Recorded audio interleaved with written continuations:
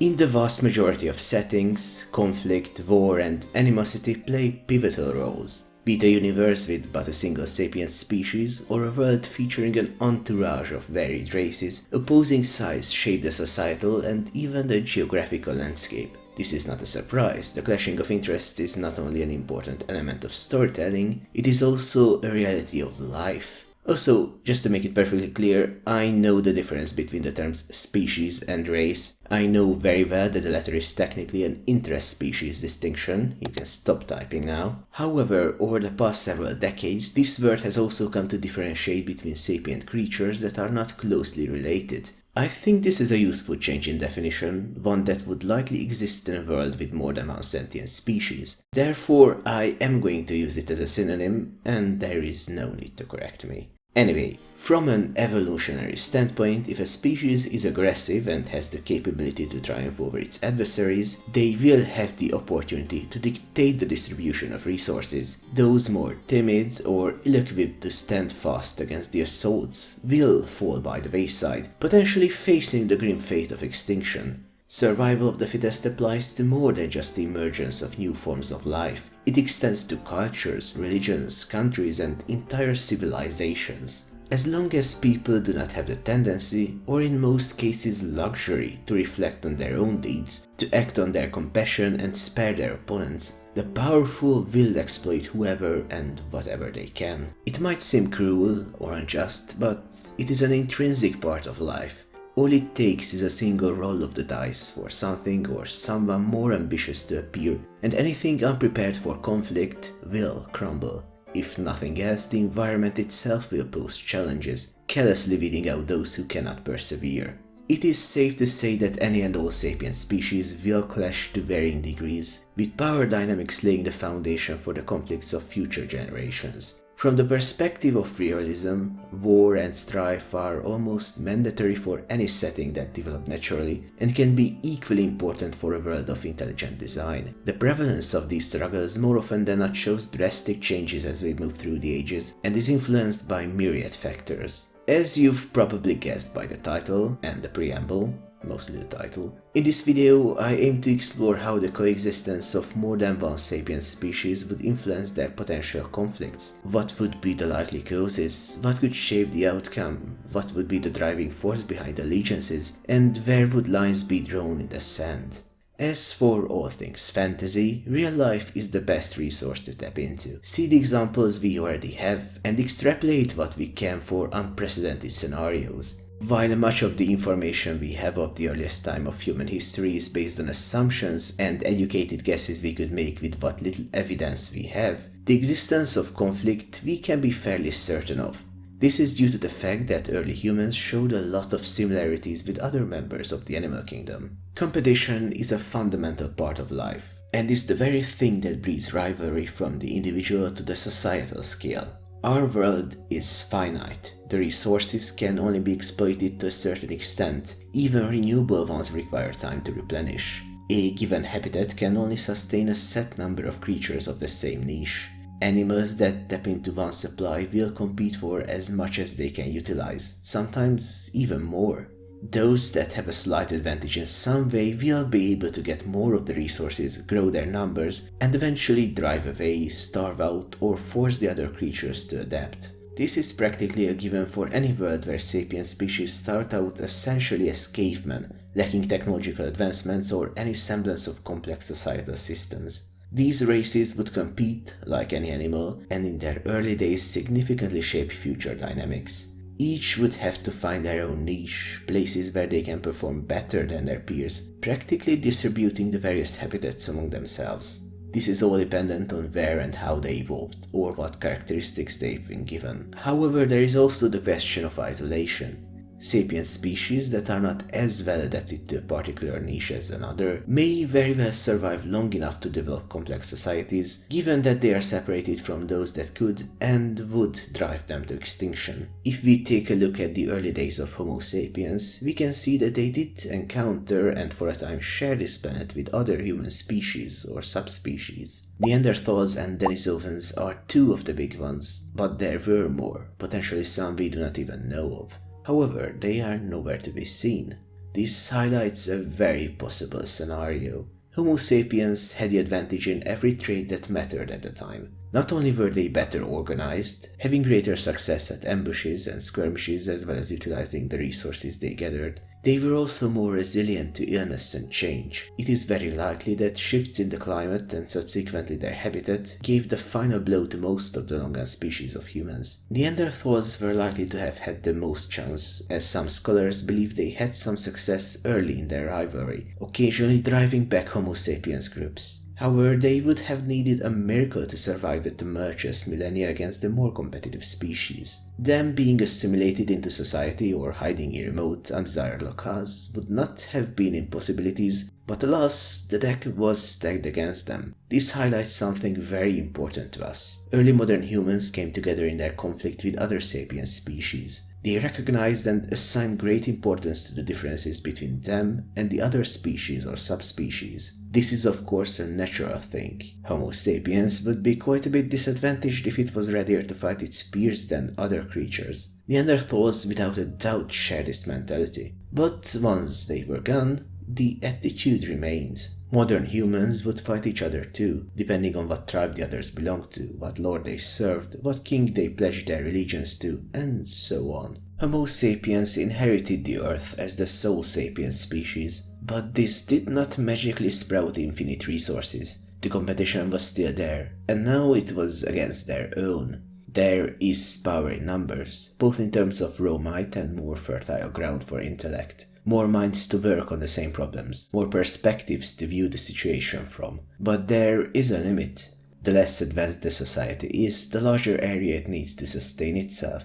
So these self-organized groups would come to represent opposing interests, regardless of how similar their genetic makeup was. Indeed, even in our advanced times, conflicts are often born over disagreements on the distribution of resources. This is the most basic form of discord, something derived from the fundamental nature of reality. While it is far from the only thing that could lead to disagreement, it is one that emerged with the first prokaryotes and will be with us to the last two creatures to exist. Something not inherently linked to sapiens. But what exactly determines who would ally with whom, which group would oppose which?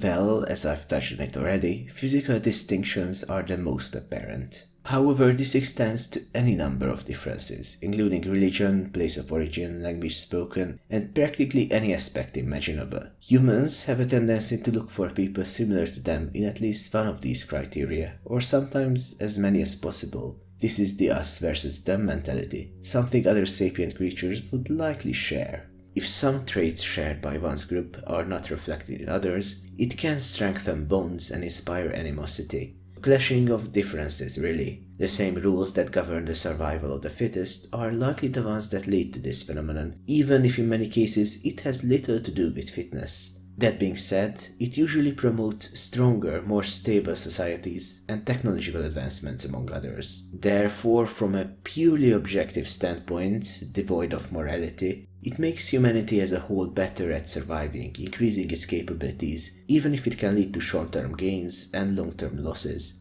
There's also the ever-increasing list of atrocities committed in the process, but that is not the topic of the current video. So, just by looking at known history, we can make a good case for sapient species naturally congregating into groups of opposition based on available resources and differences. Depending on how significant the dissimilarities are and how many sapient species exist, those more akin to each other are likely to harbor less resentment, perhaps being common allies. If we look at the vast majority of fantasy, and to a lesser extent science fiction, we can see a clear pattern.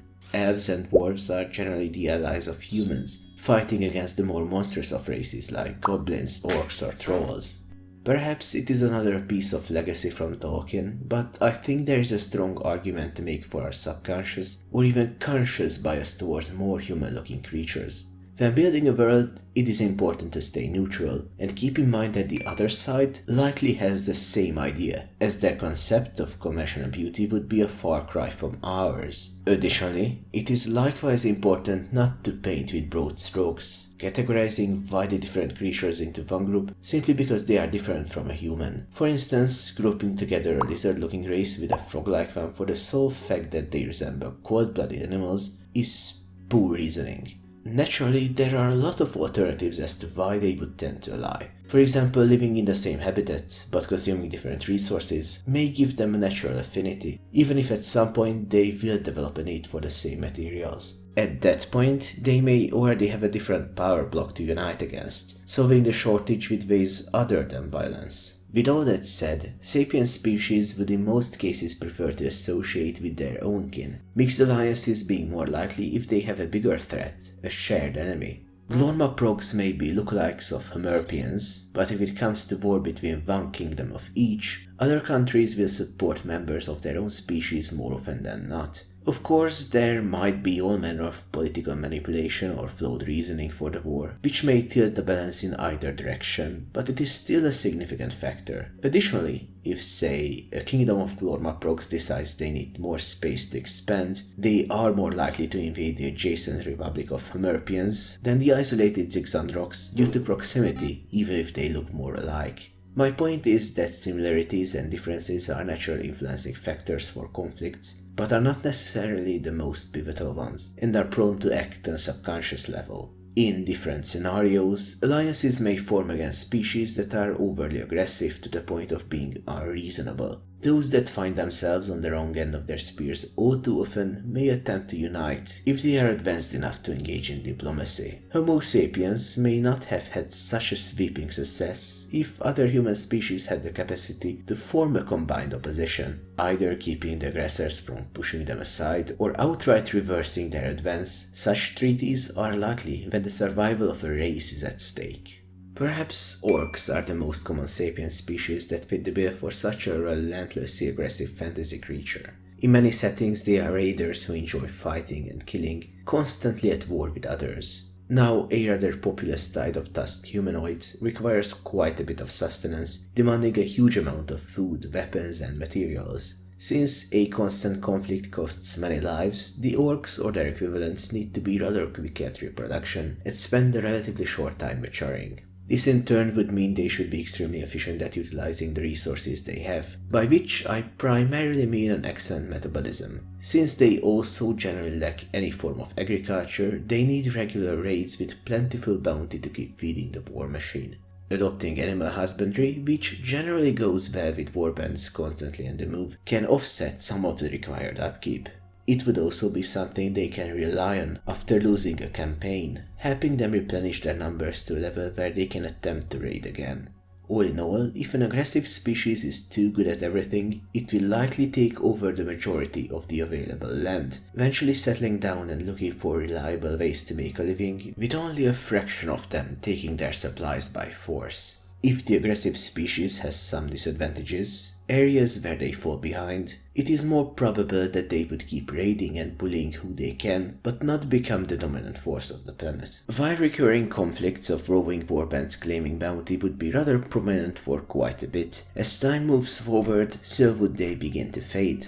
With little stability, gathering most of their armaments and tools from other nations, they would start falling behind in terms of technology. Their raids would be less and less effective, and their usual victims may have the chance to make consolidated efforts in driving them back. The way I see it, such races are doomed to either settle down themselves or face extermination at some point. Even if they retreat back into undesired or uninhabitable lands, walls could limit them quite a bit, and I can see their enemies reclaiming even those areas just for the sake of getting rid of them. Aggression can be a decisive factor in the shaping of power dynamics, but it alone can only get you so far. On the subject of time moving ever onwards, I've already touched on the fact that sapient species would learn of ways to better utilize the resources at hand. Advancements in agriculture, medical knowledge, tools, architecture, and weaponry all serve the various races in sustaining larger populations on the same amount of land, provide longer, more productive lives, and help them keep or take territory.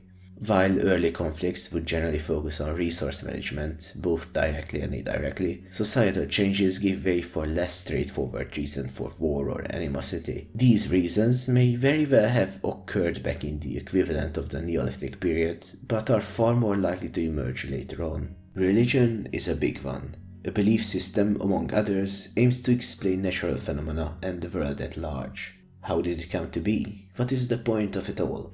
Where is our place in the big picture? As religions tend to precede the vast majority of scientific discoveries, these answers are generally rooted in philosophy, practicality, and the struggles of the time. They can often be deeply flawed assessments of the universe, assigning importance to irrelevant details, presenting rights that are wrong and wrongs that are right. The group that establishes the doctrines generally places themselves in the center of importance. This is not restricted to religions only, of course. Ideals, philosophies, societal movements may all have their own hierarchy, and in a world with multiple sapient species, these would likely be a prominent subject. The nature of the creator, who was meant to inherit the world, which species are to lead the others, which ones are to be shunned, and what is good or evil. These talking points are rife with opportunities for conflict, even more so than in our own reality. While there is the incredibly strong argument of everyone being human, there is an extra degree of separation when we deal with more distinct creatures.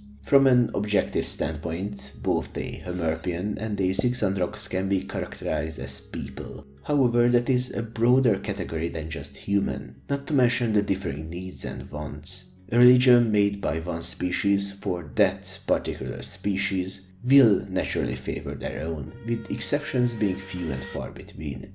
I've already talked about how external and to a lesser extent internal features would govern affinities. These belief systems would likely conform to these sympathies, but also serve as a degree of separation.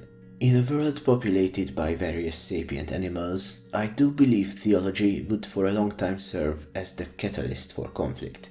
It is natural that people look for a rhetoric that elevates them above the other species, one that vindicates their way of life. However, it is important to note that there may very well be religions that bring races together, melting pots of different peoples, including but not limited to trade hubs, or regions that favor two species of distinctive needs, which show a greater preference to doctrines that promote unity. Beliefs that aim to drive a wedge between the creatures may emerge or spread to these lands as well, and have the potential to shatter the idyllic coexistence, but this is not a necessity. So while multiple belief systems are more likely to breed conflict,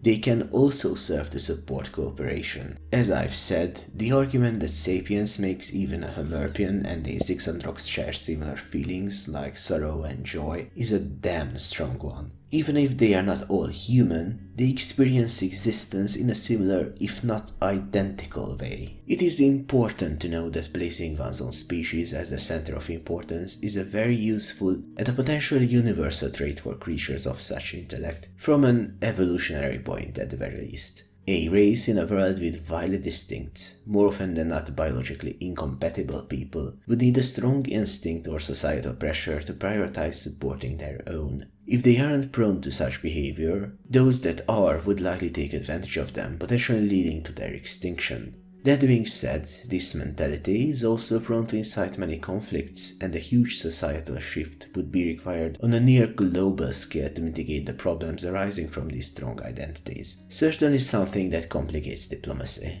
Another characteristic that varying species may have to contend with, one we have little problem with in general, is language. It is quite probable that the sapient creatures would each have a selection of potentially similar languages, which would often significantly differ from those of others. Now, at a basic level, that should not pose much of a problem. Humans here on Earth have a plethora of diverse tongues. Those who wish to deal with people that do not speak their own language simply have to learn it, or hire someone who knows both relevant ones. On paper, there is no dialect impossible to master for a person, as they are all, after all, spoken by others of their species. But this would not be so easy in some settings. This is one of the things I've gone over in my video dealing with monsters races, back in the hazy past where I kept these things short. To recap, depending on the physiology of the species in question, they may be fully incapable of communicating using a tongue devised by human lips. That's an odd way to phrase it, but I like it so I leave it. Likewise, the unfamiliar sounds and special vocal flourishes may be impossible to reproduce with 8 mouth pits. And this is all assuming that both primarily use sounds.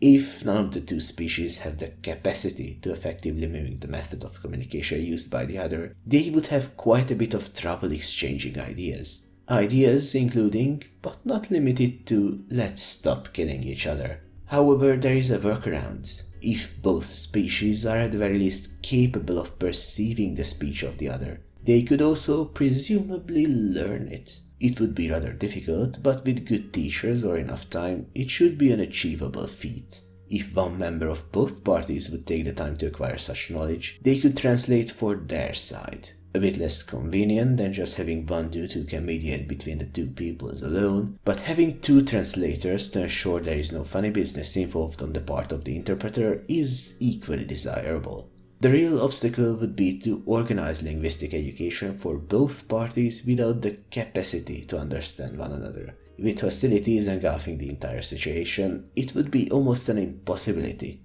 Almost. Never underestimate how much people are willing to do for peace. To provide a bit of a counterbalance, there is something that, on the other hand, could significantly boost diplomatic prospects: varying needs. I have already talked about the fact that sapient species could, and in many cases should, gravitate towards particular niches. Based on their physiological and cultural differences, these races would have the tendency to prioritize certain resources over others. They would all have a distinct hierarchy for their needs, a value system for materials, land, food, or luxuries available. By necessity, these would differ from the value system of other species, often to a much greater degree than between human cultures here on Earth.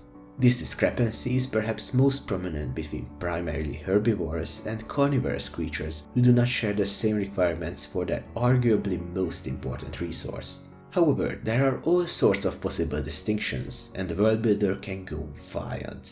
Introduce metal allergies to a creature, who would hence see no use for, say, silver beyond trading it to those that mysteriously adore it. Have a sapient species require a distinct substance to fuel one of their biological functions, like producing poison, attaching importance to an otherwise worthless material. Make one of them physically incapable of tasting a particular spice, a spice that would be the be-all end-all of culinary delights for another. Such trade goods would incentivize cooperation and commerce, preventing potential animosities to develop, making the species more used to one another. With all that said, a positive outcome is not the only possibility. While I do maintain my stance that it is far more likely to occur, it may give certain factions a way to pressure others. Extortion is one way to do it, especially if the material in question is a necessity for the other side. Resource sites, or suitable and completely transformed, would be another method. If a species with no need for the resource in question was to capture or otherwise own a region where it is abundant, it may very well choose to exploit it in a way that diminishes the supply of the undesired stuff. This could be perceived as an affront, or very well be an insult to those who want or depend on that material. Essentially, it is another example of an unfavorable distribution of resources, except in this case, only one side has vested interest, and the other holds all the cards. Cooperation and hostilities may both be incited by such dynamics. On the topic of differing needs, there is another factor negatively influencing the potential for interaction. This is something that would be a lot more prevalent in science fiction or settings with life from different planets or planes of existence. It is rather likely, or perhaps inevitable, that some sentient species would have evolved to live under vastly different environmental conditions. Atmospheric pressure, atmospheric composition, gravity, light conditions, and so many more properties can create a scenario where there is no happy middle ground. These creatures may very well be unable to be in the same room without one of them wearing a life support contraption. This would make initial interactions rather difficult, and cohabitation impossible without separation. Essentially, these races could never be truly united, requiring significant effort to even stay near each other, let alone share the same relationship they could with members of their own. Such an unavoidable separation would mean even smaller incidents could have a chance to incite animosity, breaking peace for a long time. Working out differences would also be more difficult, potentially meaning that any conflict between such distinct beings would last well beyond what one would expect. It is difficult to present or accept the olive branch if the imperfectness of any future cooperation and the seemingly inevitable prospect of future wars cast their shadow on their strenuous relationship. In a perfect world, these species would work to overcome their differences, but based on what we know about life and how instinctive behavior is carried over to newer generations, vipers. It is hard not to see the viper's nest this could end up being. With no direct interaction, they may have trouble seeing each other as people. Speaking of instinct being inherited and perpetuated, there is another real danger. Something I'd call primal fears. Let me elaborate a bit. You know snakes, big scaly noodles. Many humans keep them around as pets, and an even greater number have a fondness for them. However, a sizable subset of people cannot stand them. They instinctually feel fear or revulsion as so much as looking at a picture, let alone encountering one in person. The same is true for arthropods, for example. I myself feel uneasy when looking at leeches, and disgust overcomes me if I see one near me. People affected by this primal fear often do not want to feel this way, but it is part of them and difficult to get rid of. From an evolutionary standpoint, this is a useful feature. Snakes are dangerous, so are numerous arthropods, frogs, worms, and so on, often possessing deadly venom or other biological weapons. Predecessors who had a natural fear of these critters built into them had a better chance of surviving, since they tried to avoid the animals at all costs rather than give in to their curiosity. You can imagine a reaction that comes deep from one's subconscious would throw a wrench into interspecies relationships. Even with modern knowledge, a rational understanding of the creatures and the fear itself, it is incredibly hard to fight it. Not only would those with such feelings have a high level of aversion towards the fearsome species, the latter would be forgiven if they felt deeply offended by that. It is a diplomatic minefield, one ripe for exploitation by bad actors, potentially ruining relations for generations. This phenomenon is expected if one of the races in question resembles an animal that poses a natural danger in the habitat of the other. In the case of humans, as I've said, these would be sapient creatures that look like snakes, spiders, or scorpions, for instance. When determining which species this would apply to, it is important that they are modeled after animals that are difficult to spot, hard to avoid, and capable of killing or causing significant damage in an instant. A bear person, for instance, would not qualify. Even though actual bears are fearsome, it is comparatively easier to avoid or survive them than the bite of a viper or the sting of a scorpion. A simple assessment of their size is enough to dissuade someone inexperienced from approaching them.